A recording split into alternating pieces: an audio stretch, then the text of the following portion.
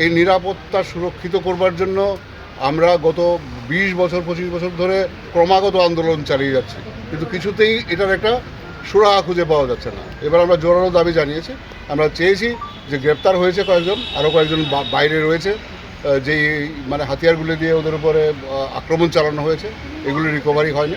এগুলি রিকভারি করে যেন চার্জগুলি সঠিকভাবে প্রয়োগ করে বিষয়টা যাতে কোর্টে ফরওয়ার্ডিং করানো হয়, যাতে করে আমরা বিচার পাই। We are here only for justice, we want justice. আমাদের কাছে একটা খবর আসে যে একজন সাংবাদিককে সিদ্ধি আশ্রমে এলাকায় গত রাতে কিছু লোক মেরেছে।